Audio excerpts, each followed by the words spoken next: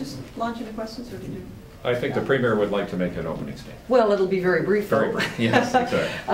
The throne speech today was about the things that we've been focused on for the last 6 months, which is making families work and healthy, making sure that they are safe, about creating jobs, and about open government. And we saw a little bit of each of those in the throne speech today, and of course, all of that will be elaborated as we bring legislation in over the coming month or so. So you'll see certainly more detail on it then, but I'd be happy to answer some of your questions now as well. Why are you floating this idea of having cameras in the courtroom for the Stanley Cup riot specifically? Should it be cameras in courtrooms, period, or why just this? Well, you know, I think it's a place to start, and I think when it comes to the Stanley Cup rioters, those guys had no problem doing their crimes quite in public, with all kinds of people taking pictures and videos all around them. And so I think that they should have no problem being tried in public either. But the public should have access to that. And I would say this about the Stanley Cup riots. The reason I think it's a good place to start for cameras is because those rioters, in doing what they did, attacked all of our sense of safety. And I think they really tore at the fabric of our community in a very profound way. So if there is a place to start the discussion about whether or not cameras and audio in courtrooms is useful, I think this is the place. Stephen and then Tom. Premier, can you talk a little bit about some of the education changes? Some are already reading this as you're being provocative and picking a bit of a fight with teachers. Well, I mean, we're talking about trying to transform education and bring it into the 21st century. You know, one of the issues that many people have pointed out with curriculum and the way our classrooms work is people say it's based on kind of a 1950s model. We hear that from classroom teachers a lot. So we've been working cooperatively with, I know the minister has, with teachers in the classrooms and parents and everybody who's got a stake in education, which is basically all of us, to try and modernize the way we deliver education. And so, I mean, I think that's something that we all agree on. Tom and then Andrew. Also on education, are we talking about the year-round schooling model that's already in place in a couple of pilot projects? And are we talking about more distance learning or electronic learning? Well, certainly. I mean, there's a lot of distance and electronic learning right now. You can go to MIT. You can get a full course of study at MIT. They won't give you a degree at the end of it. But you can do it all over the internet, and you can do it all for free without actually going to MIT. I mean, that's how education has changed.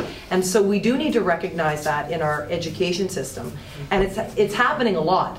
Distance learning has existed for a long time, and students have been taking it up in British Columbia in big numbers because the way we learn has changed. So I imagine that more of that will happen, and year-round learning is something that's in the purview of school districts, and they have the right to be able to move to that if they choose to. And some of them have, and I think the ones that have been very, very happy with the results. But again, that's something they can do now. It's not a change. Andrew, and then Sean. Sorry, Stephen Andrew. I beg your pardon, Stephen. Sorry. Your last name. The issue that you've got in the courts now in this backlog, I mean, this has been going on for some time. Do you really think reappointing retired judges is going to make that significant difference? This is a problem that has been a long time in the making. There's no question about that. So it isn't something that we are going to solve quickly or easily. But we are beginning to work at it, and we've been working at it for the last few months. And I think this is one element of it. Adding more judges to the system is something the courts have been telling us absolutely needs to happen. And so we are going to do that. And you know, it's one of a number of changes that you'll see to try and ease the weight, the burden on the court system, so that people can get justice faster, because it is not just about justice being done, it's about justice being seen to be done. And if we don't see criminals getting through the justice in a timely way, people lose confidence in our justice system. And when people lose confidence in our justice system, we have a real problem in a democratic society. So it's not the whole answer, it's part of the answer. We're going to keep working. There's a lot more we've got planned and a lot more we'll be doing. But as I said, it's a problem that's been a long time in the making. Sean, and then Keith, and then Sophie, you'll be our last one. Sean? Premier, on Family Day, business groups already saying this is going to cost them millions of dollars. Why have you decided that this is a priority? Because, you know, I promised that I would do this. And I told British Columbians back in January or February that I would do this. And my hope was that we would be able to do it for this coming year. But since then, we've seen the economy deteriorate very significantly. No one predicted we would be where we are now internationally. And so we are doing it for 2013 instead, because it's my hope that by then the economy will have improved significantly. And we're also giving businesses a chance to plan. They'll have 18 months to plan around it. I mean, remember, Saskatchewan has a family day too. And Saskatchewan has more stats than we do. But they also have the best performing economy in the country. Keith in the back. How big a shift is this in public sector wage talks, talking about the possibility of wage hikes if they find some sort of comprehensive savings? And you singled out the BCTF in the speech away from everybody else. So they continue to be in the 0 and 0 mandate. They have to take a minimum 2-year deal with 0 and 0? They are part of the, and they always have been, none of that has changed. And so they've always been, and when they, when the previous government signed the agreement with them, that was the understanding that they would be part of that mandate. So it's the last agreement yet to be concluded under that mandate. And then for the coming mandate, what I am trying to do is to find a way to both respect taxpayers in the midst of a really tough economic situation. So making sure that we aren't adding any cost to the public's bottom line in contracts, in negotiations, but also trying to be fair to public servants. Trying to find some way that if we can, without adding any cost to taxpayers, without changing our bottom line, because we can't afford to do that, trying to find a way that if we can do if there are cooperative gains that can be found within agreements, that there is a possibility for wage hikes within those agreements. But again, it will not be at the expense of the public's bottom line. It's just trying to make sure that we're balancing the public's interest in keeping costs down and managing their money well, with making sure that we're offering every opportunity to be fair with public servants who work so hard. Except for teachers, they're separate.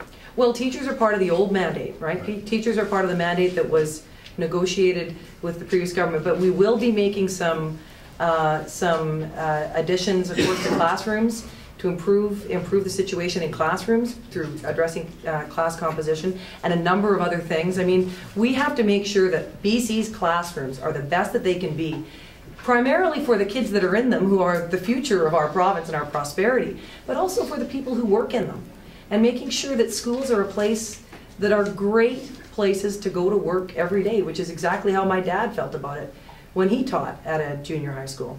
Sophie, last question. Besides the mention to have a focus on green economy by spurring more green technology development, what else is in line for our future in terms of environment? So you seem to indicate in 2012 we'll review our mandate and carbon tax and all that. What exactly do you foresee? Well, the decision, I mean, the 2012 increase in the carbon tax is baked into the budget. And as you know, the government, it's more than revenue neutral. It actually, taxpayers pay less with all the other changes, the commensurate income tax decreases and some of the other decreases that are baked into the budget. So that decision was made long ago, and we're not changing it. Going forward on what the throne speech said is we will be consulting about what's going to happen next.